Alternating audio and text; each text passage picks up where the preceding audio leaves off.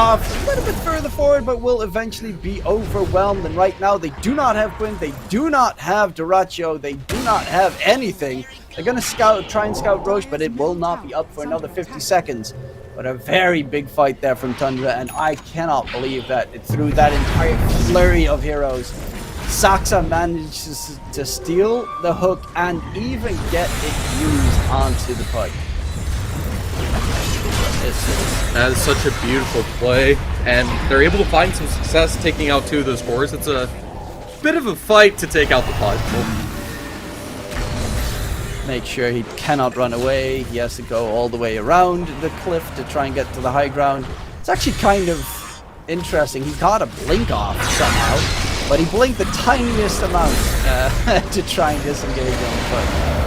Topson, with his ulti usage there, the break comes into play.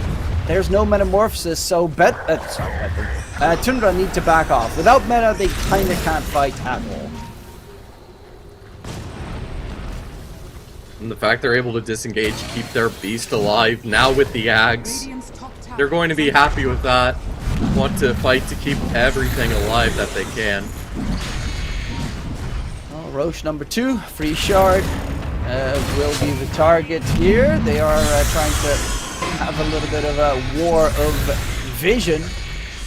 And Saxa on his trusted Rubik is stealing one of the strongest, most painful spells this game, the Chakram, pure damage, something that a Huskar is really bad at. And speaking of which, he's gonna get chopped down by Saxa! Just as that continues, they're gonna go for more. No buyback available for the Huskar. Ace with the BKB, can the Timbersaw get away? The Sniper comes in to make sure there's no more Primal on his tail. The rest of the team, can they catch up? It is 33, but he doesn't have any good control for the Timbersaw to take him down. I hear the nom-nom from the Dismember. Pudge is fighting in one different direction. Ace is going to go for the TP out. Can Ace get away? No, he cannot, because again, Saxa is right there when needed. Topson chasing for Duracho. BKB versus BKB. Hook comes back. Topson is running out of his BKB, but there's the army. The Spiderlings are charging in. Sari bought back in the process. They're going to spot out Tofu. Can Tofu get away? He does have a bit of an escapist movement, but the Vicky will be slept by his own dart. Double jump to the side, taken down in the process. Net worth has been nullified, and back to the Roche pit, but this time Tundra goes. They're trying to do everything they can, but Saska is quite possibly the best support I've seen this entire tournament. It doesn't matter what you give him in his hands, he's always able to find impacts, help confirm, and even deny escape as needed. We got a shard on the Primal Beast, as well as an Aegis on this Terrorblade. And the question is, would this Terrorblade be able to get the farm to compete and keep up the fight against Tundra, or against Gaimin Gladiators, rather? And the answer is yes. They take back control of the net worth chart at the very least. They got the Aegis, they got the free shard, which they gave to the Primal, so he's got the big old rock throw to yeet as is at his opponents. 33 in the meantime is building up the size device. That's going to be a very big pickup as well, because you really saw it on that Timbersaw. He was hard to lock down without the Rubik there, and that's the only thing that they really have for the lockdown. Speaking of which, the rock throw comes into play. Hookshot as well, the full control. The entirety of Tundra just surrounding Ace and badgering him to death. They're looking to knock onto the high ground and say hello to the Gaimin Gladiators base.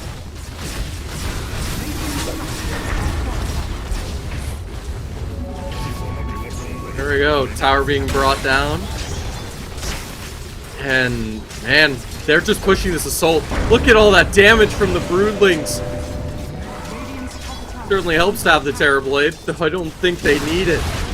Oh my goodness. This is a siege on the base. Oh, Gladiators, they don't want to buy back on this Tidehunter, but now... Not the Tidehunter, oh my goodness. Saxa is so many nasty with that Rubik. So freaking nasty. Sleeping Dart Steel and managing to take out Tofu. That is really problematic. They lost the full set of racks. And it's the top set of racks as well, so it's normally the one that's hardest to secure. Duracho is going to get hooked upon. Tried to get the pushback, but will be able to TP out because the hook shot was already used, and that is the only BKB piercing stun that they have until, obviously, Topson would hit level 25, or if Rubik gets an Ags. To be fair, he can steal some spells from the Pudge in a solid situation. But yeah, they're looking a little bit troubled here on Gaimin Gladiators for these engagements. Quinn has died a couple of times too quickly. Yeah, now we got a Kaya on the Primal Beast. Radiant's middle tower is under attack. Boy.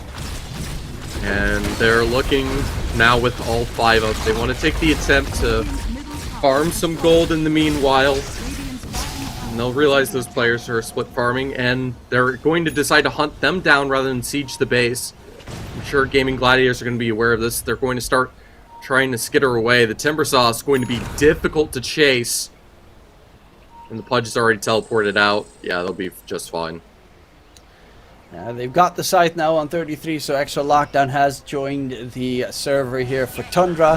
High ground sieging is still a little bit scary for the Tundra side. They have a lot of push, obviously, but Duracho on the Pudge with a good hook can displace the enemies pretty quickly. Speaking of displacement, Nightfall needs to be careful. Does have the Aegis. And is going to get dragged back in the process. Pops the BKB. Metamorphs is immediately going in for the fight. They find Ace on the side. He's completely separated from the rest of his team. The drag back comes in, and oh my god, the damage. Is there going to be a crit this time? Not really. But Ace is still on the retreat, chased by a couple of blasts. So close to dropping, but he is still alive somehow. 33 with the Hex possibly can join in the face. Sax is dead though.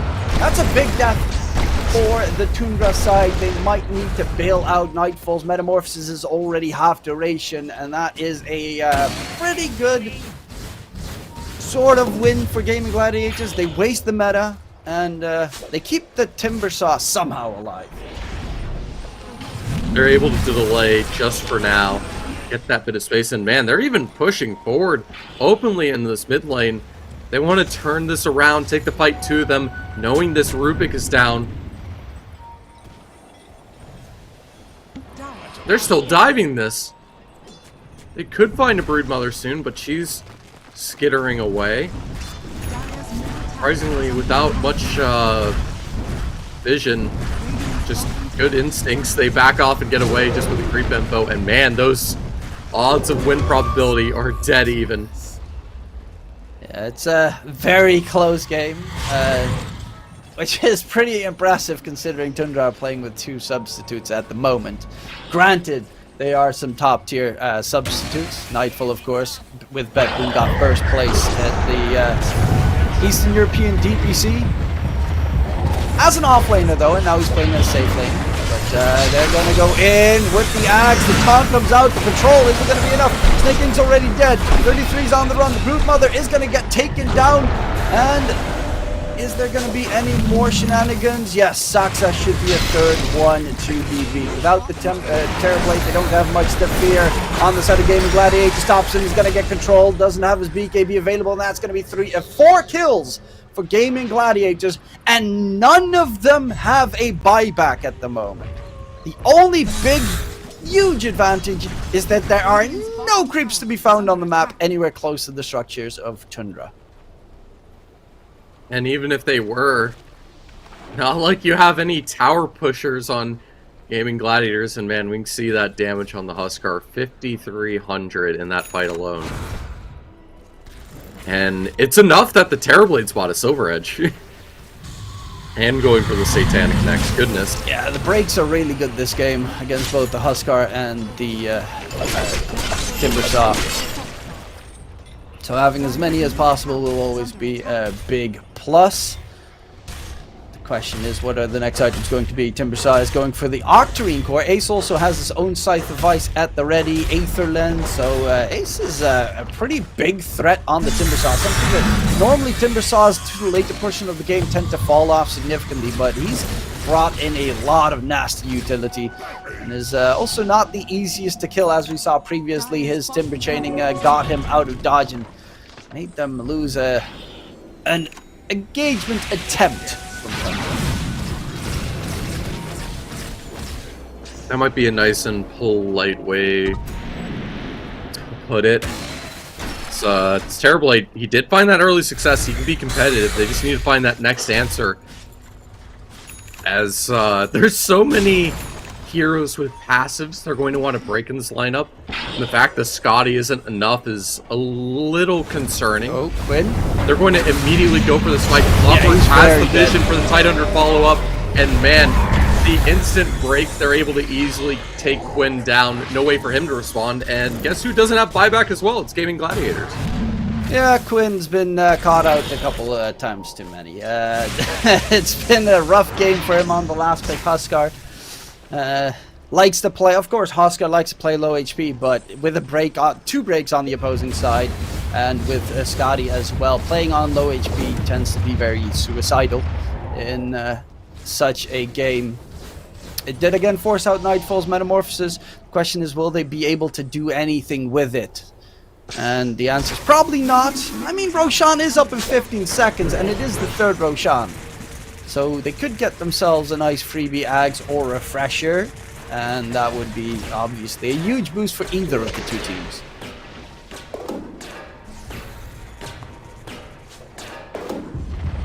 And sort of the boon is what they're trying to find at this point.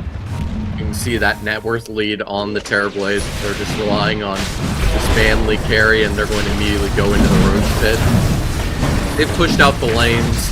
They have to worry about the base on Gaimin Gladiators, and they're going to have to fight behind and deal with an Aegis. Terrorblade happily swapping out his good old power treads for it this second. I did not see it. I didn't see what else the Roach. Yeah, was it a Refresher or was it an Ags? I slightly missed that one. Oh. Chart on the primer. Yeah. There you go. Okay. Then you got the double BKB, double wombo combo pretty much that the hero brings to the table, because it is a lot of disruption once he charges into the fray. Get a sleeping dart on him, but with 4 staffs they'll be able to get Topson out of harm's way at the very least. Currently, it's actually surprising that Darachu is this close in net worth to the TB of Nightfall. Normally, when you see TBs in a game, they're like stupidly farmed. They're like ridiculously 10k ahead of any other core in the game farm. But they are keeping up very significantly. Granted, it is a game with 58 kills so far, so they have been brawling quite a significant amount.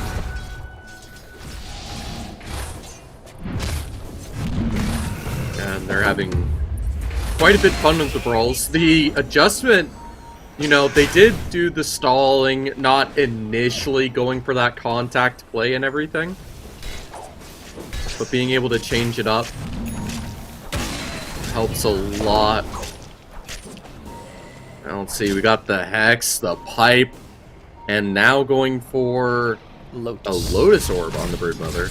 It's a pretty good Lotus Orb game. There are a bunch of spells that you want to reflect. Obviously, you know, Pudge, Ulti, Crystal Maiden's Freeze is pretty annoying to get out of. Also, the Sleeping Dart is something that you want to possibly reflect if you can.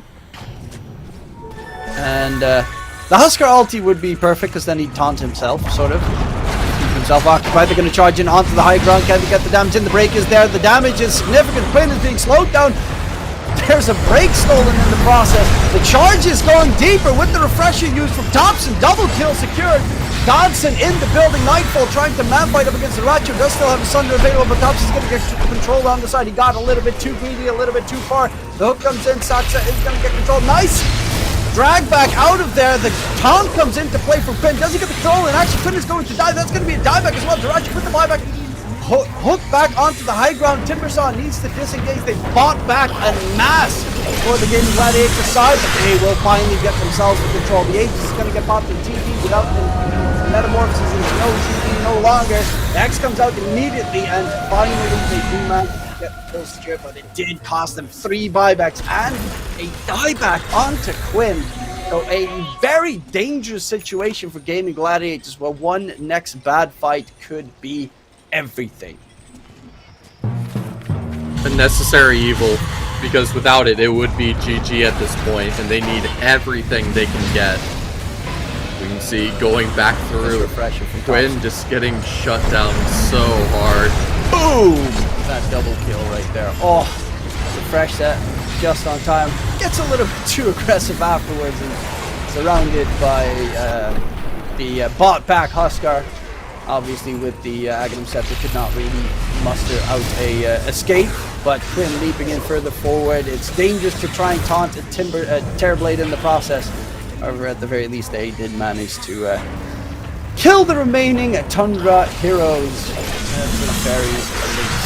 But can they get much done with it? As we can see in the bottom right, not really, no. Okay. And now just viewed, just being able to turn things around, that was what's so important. Also means they can get these gold to try to find some items to change the tide of this battle that is favoring the Tundra way. And those are some long cooldowns. I would hope everyone on Tundra has buyback available. That's what it looked like was the case, since they all got taken down.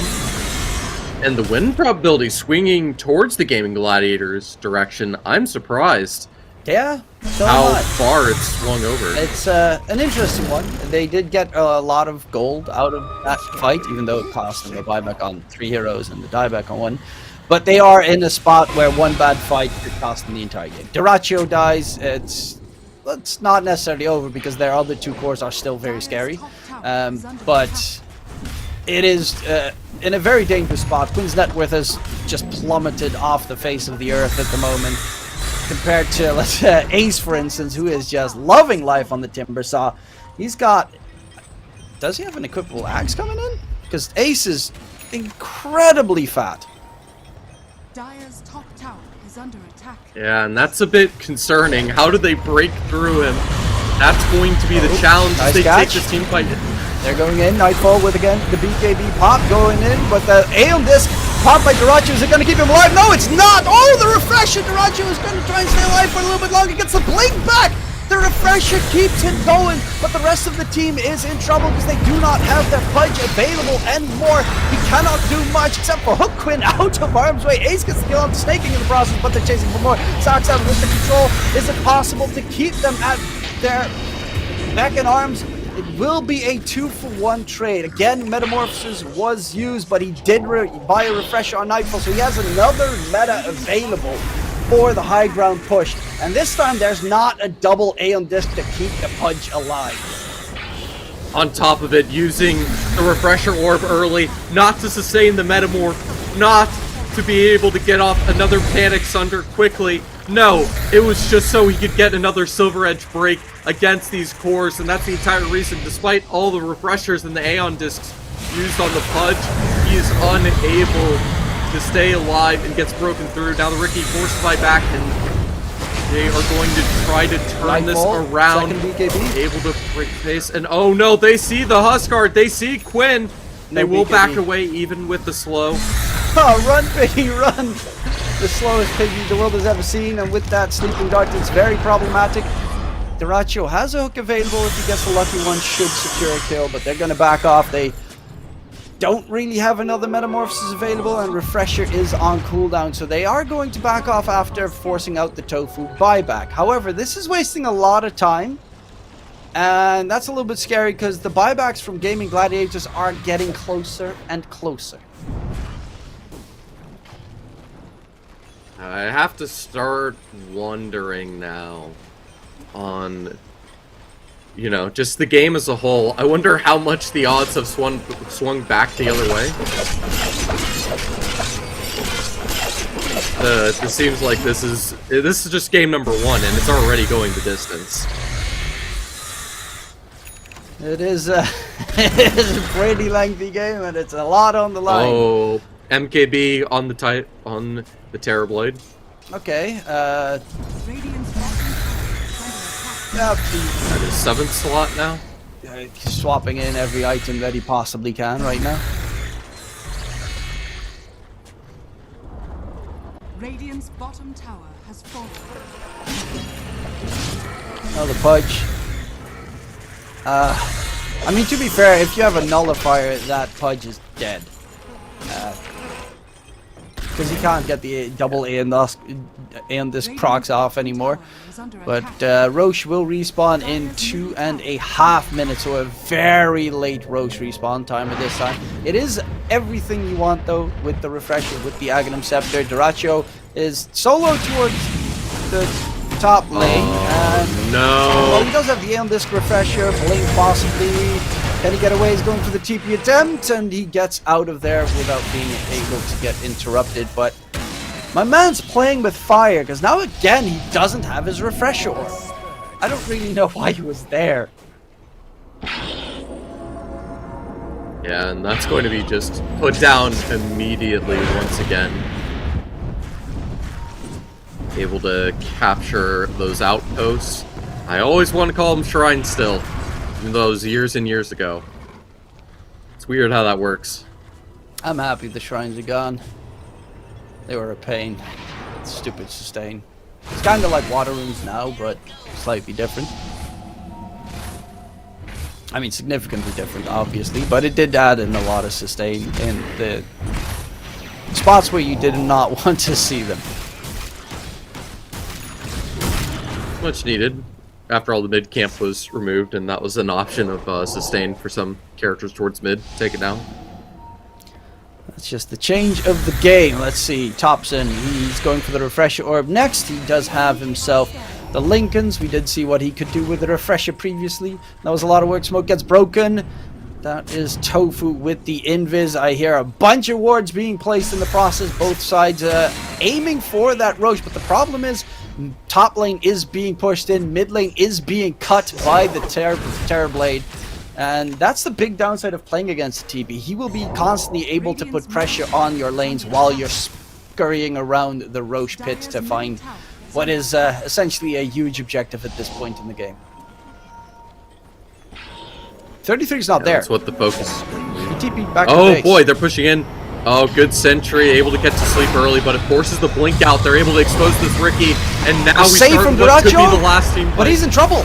Dyrachyo is going to get controlled up. The fight goes onto the side. Quinn is already dead. It might have cost them the entire game. Dyrachyo is going to get overwhelmed. Does also not, but actually.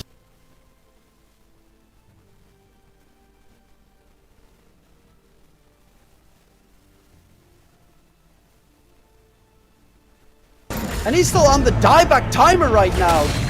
1,000 gold off of it. Tofu, the man that got caught, cost them so much. 3 deaths without a buyback available between them. Crystal Maiden has one soon, but 33, the only one that TP back to base, is the only one that had a buyback. The fact that this Terrorblade's able to get the Silverjaw edge off 20 seconds, he was able to get it on the Huskar, allow them to burst him down in the middle of that team fight. And now, with the Aegis, everything in their control, no idea that there isn't even the buybacks available. The chance for Tundra to take this first game away are ludicrous. And even with 2 stand-ins, they're ready to convert this. No one picked up the cheese. It's still in the pit. They don't need it. I mean, everyone needs a bit of Gouda. Ooh, sadly. Oh. Danger gaming right now, but they do have themselves a free Ags for Nightfall, and he uses that Terror Wave for the high ground push. Has the refresher obviously available and needed to get his actual metamorphosis off, but there is no buybacks available, and they don't really fear anything at this stage. It's just going to be the defending game coming through, and a second set of racks in favor of Tundra. On towards the bottom to secure Megas before Dyrachyo will be respawned, because he's 800 gold away and he will not get it back in time. They're actually going to go in onto Quinn. He's going to get broken. Quinn, the Force Staffs do it. They keep him alive. No, they do not. The Husker is just easy fodder. And with that metamorphosis, they should manage to most likely get themselves at the very least Megas, if not more. They are keeping the TV occupied quite significantly though. Nightfall. They're able to keep this fight going for so long. Oh, the lift up, drag back, the damage is immense, and counter. The ace kill has been secured. A 7 kill streak, that's how long he's been alive. has come through, but he was the one with a vital clear. Garachi is going to go in onto the TV. Nightfall, can he get the Thunder off? He does get the full Thunder off. Heals back to Ace's full HP. Garachi with the pressure has to run away. No vital on Ace. The charge forward to Topson. He's going to get the pulverized smackdown coming in. Lotus was too late, and they find Duraccio. No buybacks available, and it seems no chance available here for Gaimin Gladiators. So, without the substitutes, Gaimin Gladiators stomp Tundra. With the two subs, they managed to take game number 1 against Gaimin Gladiators. That is a pretty phenomenal performance coming out. Honestly, from both of them, obviously, but what was Saksa good on that Rubik? That mid-game, taking down Quinn single-handedly almost multiple times. Oh, the Huskar pick did not pay off. They understood, like, the top priority items you get after a BKB and a Manta. But you can see, it just ends up eventually throwing the Manta away. Too many slots, doesn't need it. Just needs the damage and the break to counteract these cores. And it was such a good game from this Huskar to do the delay. But that Pudge cannot keep up with a Terrorblade. And the fact that was all these survival items, you can't blame him for doing his best. But man, Saska, once again, on that support. Just always able to catch players out. Yeah, Saksa was superb on the Rubik, caught so many great spells, steals the Chakram that he stole, taking down Quinn, being just absolutely phenomenal. Multiple times he got himself the Sleeping Dart as well, and just in general, the lifts from long range, hooks, mid-team fight, everything. Saksa was insane, but so were the two subs. Honestly, the entire lineup did so much together, and it was a full-on team effort from Team Tundra. But that's only game number 1, ladies and gents. We got ourselves 2, maybe 3 games of this series. We'll be going towards a short little break to refresh, and we'll be right back.